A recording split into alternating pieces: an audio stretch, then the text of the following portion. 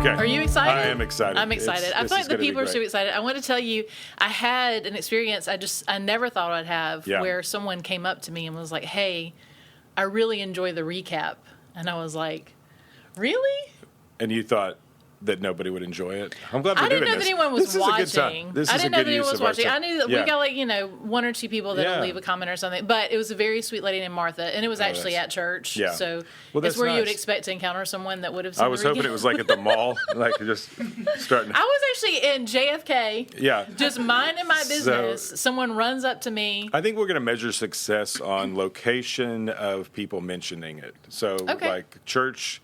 That's good because it means at least one or two people are watching. But then, like, the mall would be really good. Restaurant in town would be nice. But then, maybe JFK, Beef O'Brady's, somebody walks up. Yeah, international with airports, an Old Town pin in their hand. I feel like we really arrived once we asking for an autograph. I'm just going to walk around to B&A up in Nashville and just see if anybody recognized me from the recap. Keep us posted. Yeah, I will. I thought it was very sweet, though. And she said she enjoyed it. She enjoyed being able to watch the live stream. She didn't know we had one. And I said, well, there's a reason for that. We were kind of trying to work through some technical things before we publicize that. But we have a live stream. We do have Sunday a live morning stream on YouTube. That's right. On YouTube, the channel, search for The Church at Old Town. Subscribe. Same channel this is on. Yep. Smash the bell. That's what they say in the kids say. Yeah. You're so hip. I know. I feel like maybe we should switch places today. I feel like I'm not hip enough to be. No, it's okay. We'll raise all ships with the coolness factor of this. So we'll be fine. I'm excited. I've enjoyed these. I think it's been really helpful. It's a good way for us to go back and talk a little bit about some things that we can go deeper in, but also cover some really important issues that a lot of people aren't talking about. Yeah, I'll confess, I was lazy. I had intended on bringing you a sandwich of the ham and cheese loaf. Meat cheese. You have to call it a loaf. Cheese. But then I got nervous that if you did eat it, it would be a really short recap. I'm so glad you didn't, because again, my eyes are tearing up just because you said that. So maybe for my next potluck at Old Town, I'll bring a stack of those. I'm super excited about that. Yeah. So I did want to say, hey, shout out to Martha. Thanks for watching. Yeah, absolutely. And hope this is beneficial for you guys. Yep. And I do have just a little bit of a fun segment for us to start with. I hope so. First of all, I do want to note the fallish. We have a very fall is fall here, vibe. Guys. Fall has fallen. It has fallen. Is that what we say? It's officially here. Okay, spring has sprung, fall has fallen. I have a more fall flannel, but it's like so fall that I'm not sure that it looks okay. I think you look great. I think this it looks one works. very fallish. Yeah, this is fall. The other one looks like a tree. Like I even have like the patches on my elbows. I don't know what makes me feel fallish about that, but something does. You're not thinking about. Does. Do you think you can just buy leather patches to put on shirt? Because this would be a really good leather shirt patch. I think you can. Joann's Fabrics would be my best guess. I'll give them a call. Yeah. Yep. All right. Hey, sponsor us, Joann's. Yep. So today, just a little icebreaker, I have a fall either or. Because you told us last week you're like a fall guy. I am a fall guy. I'm fall has guy. A different connotation. Wait, that's bad. No, I'm not. No, yeah, I love fall. It is my favorite season. Okay. All right. So either or, just right off the top here we go. Eat a caramel apple or a candy apple? Caramel apple. So you know the difference. Yeah, I don't.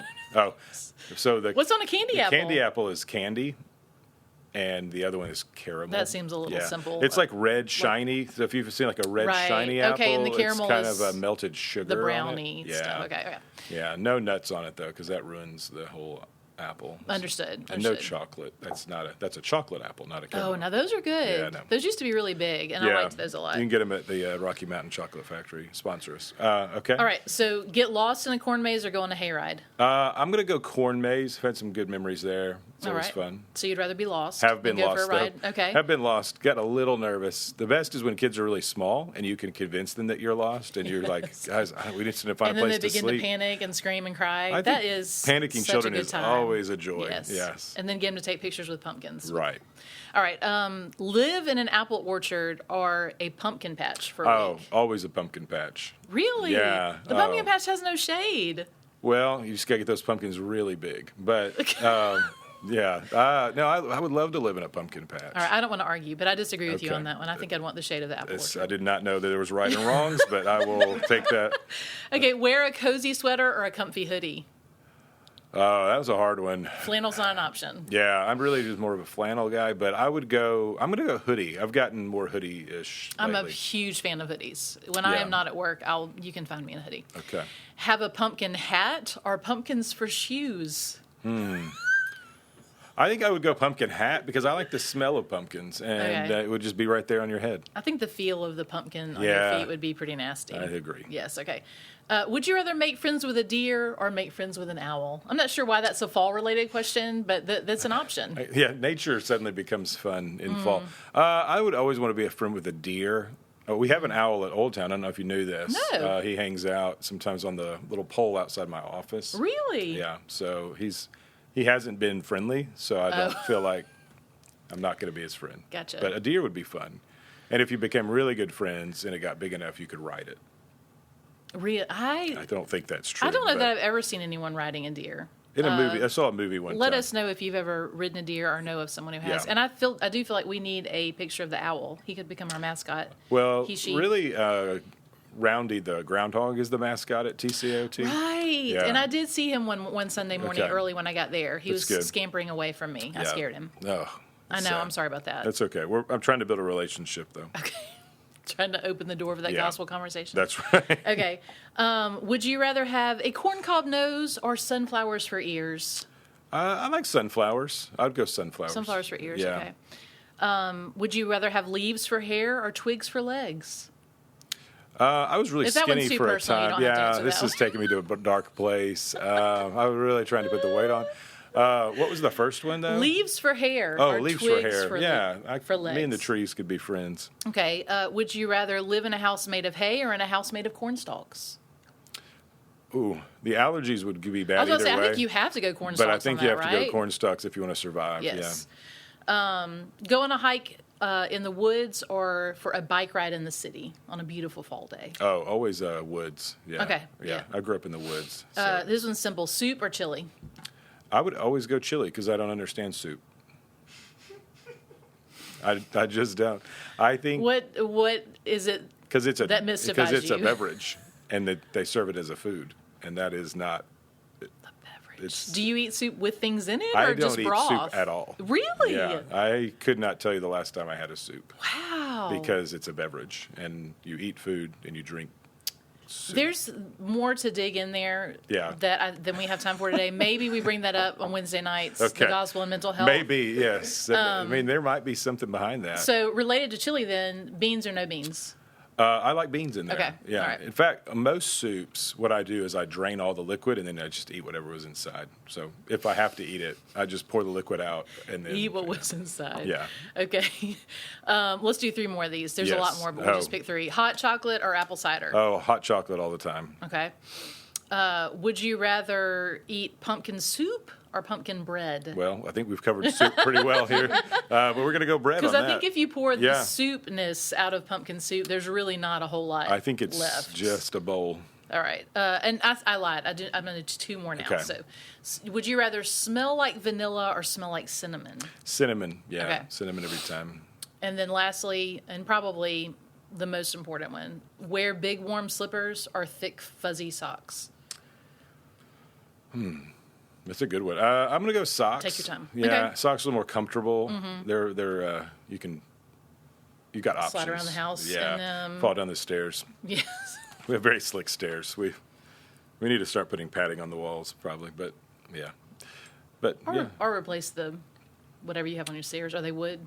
Or just have like stair shoes where you have to slip them on before you go Little down. cleats. Yeah, no, that would be great.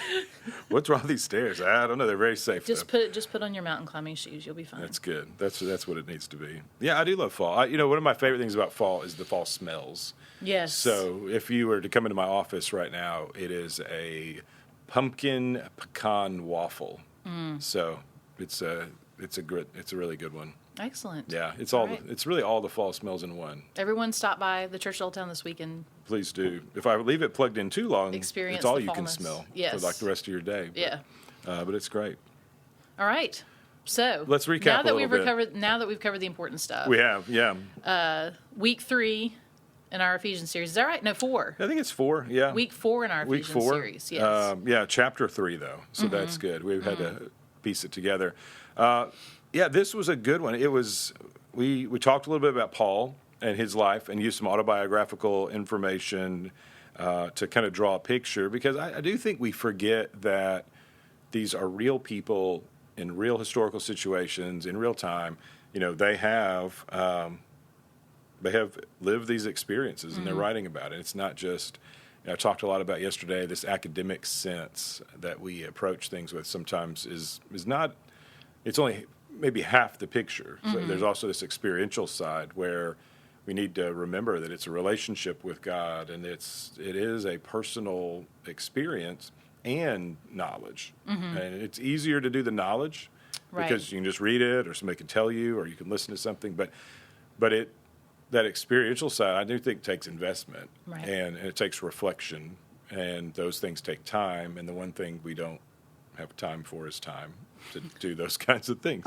Is that we don't block that out, and I think that's one of the issues we struggle with, for sure. Right. Now, I enjoyed that biographical aspect, and that, in the back of our minds, if you've grown up in church, if you've read through the New Testament, you know what Paul's life was like. When you really kind of sit down and look at it, you're like, wow.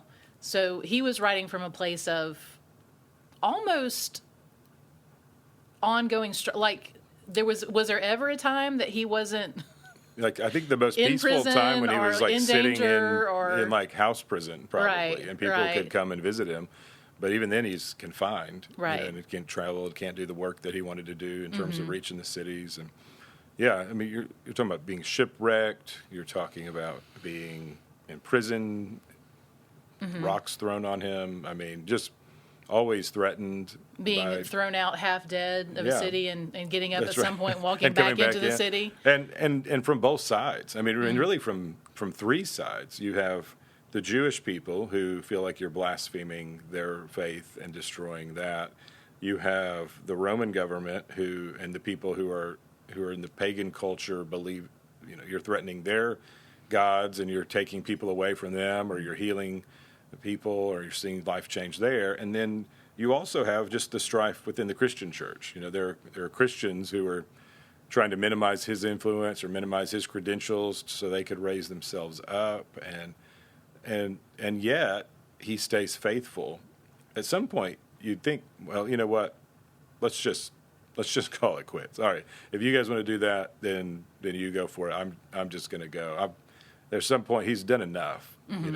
He's written the Bible, and also he's just, much of the New Testament. He has done so much already. Why keep putting up with it? But his drive, even we don't know all of the details of his death, but we know that his drive was till the very end. Right. A lot of people believe he wanted to get to Spain and to share the gospel there, to try to get to the ends of the known empire, and that there's an endurance there that only comes from truly believing that you're doing the right thing, that you're called by God, that it's so clear.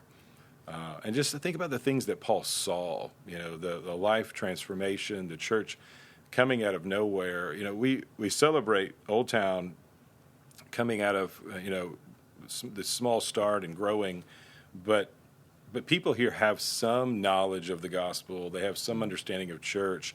He's walking into cities where we talk about Greek mythology as something to be studied or thought about, or Roman mythology. These people, that was their religion, and he's bringing something completely foreign to them, and they're buying in. They're understanding, and by the grace of God, people are coming to Jesus and coming to faith, and just to be able to have seen that, I think, probably powered him through all of this hardship. Right. And that's next week, this Sunday, we're going to talk about strength. Where does our strength come from? And Paul had to rely on, I'm sure there was no internal strength at some point. It all had to be that strength that comes from God. Right. Well, and I liked what you said, too, about his life as evidence that we should expect hardship, and that Paul firmly believed completely worth it. Yeah. Right? There was never a time where he went through these things and was like, you know what? Like you just said, okay, that's enough. Yeah. Maybe I'll just sit and write some letters for a little bit. That's right. Take it easy. But I think that because his conversion was so dramatic, too, that was part of what spurred him on. You know, you said he recognized his sin very clearly, which is why he had such an appreciation for God's grace. Yeah, and I think that's a great lesson for us, even as we lead people to the gospel, you know, our own children or our friends, family, people we encounter, is we want to run that balance of talking about God's grace and God's love for them, but also making sure that we understand that the depth of grace is because of the depth of sin. A lot of our experiences here, people are like, well, I lived a pretty good life, but then I was saved. And the reality is that's not a biblical concept. You cannot live a pretty good life outside of Jesus, you know. Right. And if we understood our sin and our what we call depravity a little more before Christ, I think that grace means so much more. I think one of the reasons we don't appreciate grace is because we feel like we were already kind of on the journey and he just kind of pushed us forward a little bit. But the reality is you were running the wrong way. You were going as fast as you could away to your detriment, and he grabs you and carries you and puts you in the right spot. Right. And that's a better understanding, and also a relational understanding. You know, it's an interaction and not something that you just did because you learned enough and made a decision. And I feel like that's one of my concerns is people feel like, well, once I have enough answers, I will decide whether or not to choose Jesus or choose something else. And or they get confused too, just between what the cultural perception is of a Christian.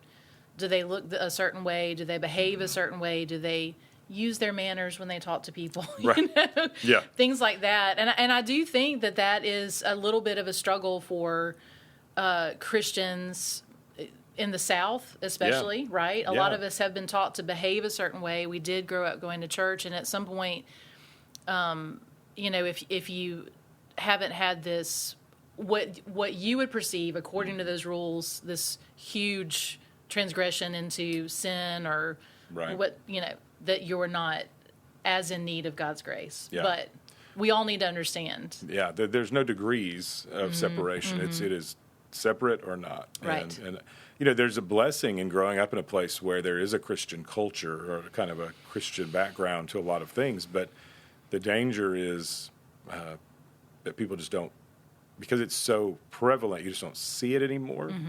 Whereas you look at these countries where there is persecution or where it is so rare to be a Christian, and the passion they have there for their faith is higher because they have to choose to be so different from the outside world. And I think we can get lulled into sleep. Like it could actually be a detriment that we have appreciated some kind of cultural Christianity. Not true. Like true Christianity would be, if the culture was truly Christian, we wouldn't have a lot of the problems we have. But this cultural Christianity, this kind of skewed version, that's where it almost makes people lulled to sleep, thinking, well, I'm an American. In fact, if you go to China or in a number of places in the world, just by virtue of being an American, they believe you're a Christian. Right. You know, I'm sure that's changing to some degree, but they assume you're a Christian. They don't have to worry because that's your cultural identity as an American. Whereas in a lot of these countries, it's so countercultural to choose to follow Jesus, and you have to count the cost. And I think that does help people stay focused in on it. Sure.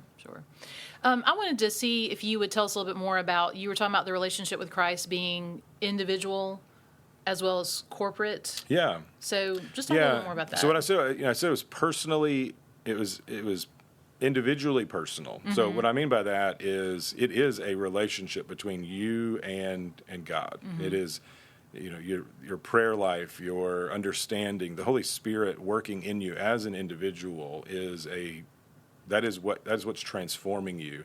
We'll talk about it Sunday, but that idea that you are being transformed day by day, that is an individual transformation that's happening in your heart, and it is this relationship, this one-to-one relationship you have with God. But it's also corporately personal, meaning that that we're also growing together. The Bible, there's so many times we take passages that are meant for the body, for the church, and make it our verse or make it individualistic, and then the theme might be okay, but it really isn't the intent or the context. And so even in this passage, Paul is praying. The prayer is for the church. So he starts off, I didn't mention this Sunday, but he starts off this prayer. He gets interrupted by talking about God's grace, God's goodness, and his role in sharing it. And then he picks the prayer back up in the passage we'll look at Sunday. So it's kind of an excursus or an interruption where Paul is just taken back by thinking about how good God is and how exciting it is that he himself has been called to ministry. But this book is written to the church. So remembering first that these books were written to the church. It's not to the person. Now, Timothy and Titus, some of those are written to the person. But these are written to the church, to be read to the church. And there are individual takeaways, but a lot of times he's talking to the congregation or to the body of believers. And that corporate nature is something, again, that we lose sometimes because our church understanding is off a little bit. I think a lot of people come to church and they see it as pods. I've got my family unit, or I've got my person, and I'm here, and you're here, and you're here. And church is a collection of these like subgroups or pods of people, and then you leave. And first off, it's obviously not just Sunday, but the reality is, as we sit there, it is one body. It's like all these drops kind of coalescing into one body, particularly while the church is gathered, but really even when it's scattered, it functions in that way. So we are growing together, and I wish, and I hope because we're starting fresh and we're starting at that point, that we can see that all the time, that as we're gathered, we are ministering in a way that we can't separately, but we're also relating to God and his promises in a way that we can't individually. Right. Because God's corporate promises have to be taken corporately. We have to achieve them together. Mm-hmm. You can't say, well, I would like to be included in all of that. You have to be a part of the body in order for those things to be true or to be possible even. Right. So I think again, it changes our corporate gatherings, because our corporate gatherings don't become primarily educational, informational, which is what has happened a lot in the kind of the Western church. Instead, it's this experiential element. Mm-hmm. And there are churches who have that. There are churches that don't. We want to be a church that does at Old Town, that we understand what we're doing together is something that is together. Right, yeah. And different from what we do throughout the week. That's right. Worship is a daily practice, but it is different when we're able to gather and worship corporately on Sunday mornings. And worship is much more than music. That's but right. I know from my perspective, it is always just a beautiful thing to hear voices that are all singing these truths, that are all just affirming these truths, Absolutely. that are encouraging one another. I know from personal experience that a lot of times these things that you hear throughout the week or you read or whatever it is, when you hear it in that context, a lot of times it can just penetrate your heart in a different way. And so that's one of my favorite things about Sunday mornings, and the fact that we all sit and we hear from God's word, and it's something we can go out and talk about together and discuss throughout the week. That's right. So I think maybe part of it is just us changing our expectation about what Sunday morning is. We're not coming to sit on our little pew with our little family or with that's our right. friends. Yeah. We're gathering with the whole of the church. Yeah, I think that's right. And I think also, just you mentioned singing together, we're proclaiming these truths as a body, as a group. There are several times where I think I don't do it because it's logistically challenging, but where I would love to just pull up some of those slides after the worship set and just say, do you realize what we just sang? Right. Do you realize the truths? This Sunday was great. I mean, this Sunday had so many songs that are full of just deep truths of faith and grace. And I just kept thinking that would be, this would be great. This would be great. We just need to keep those slides in mind, right. and keep thinking, not just it's a part of a song, but it's a part of our testimony. It's a part of what we're declaring. Right. So it was good. Yeah, it was a good day. Yeah. Probably need to wrap up for this week, but really quickly, we do want to mention Fall Fest again. Yes, Fall Fest, it is, after seeing the Buck Creek Festival and then after just talking with people, talk about doing something corporately. I know it's Fall Fest and it's inflatables, but it is something that we serve together. And when you serve together, it does grow a congregation. It does grow people in relationship. So there's ways, tcaot.org/serve. You can sign up to help there. There's a lot of different roles. A lot of what we'd like for people to do is just share it in the community. So we'll have some social media posts and get information out to you because people are hungry to do this kind of stuff. We saw that. People just want to get out. They want to connect. And they want fun things for their kids. Right. And that's what we're trying to do. So Sunday, October 24th, 3 to 6 o'clock, kids can take a nap, come back. We can serve it up, make it great. Serve it up. It's going to be good. But it really is going to be a lot of fun. And it's just a great way to do it. And then just another reminder, this Sunday, we go to 2 services. We'll have information about life groups. We're really we're discovering that there are so many people looking for a group. And it's kind of changed our approach a little bit, which is good. So we're creating some new classes and new opportunities. So all that should be ready. Right. As always, we like to remind people that we are a work in progress. And so there may be stages, but it will. Is that the official it's the unofficial motto for sure. Church, although it could work in a lot of different ways. Yeah. But we are a work in progress. So there are things that are coming together, but be looking for that. We're going to push that on social media. We'll have the information for you.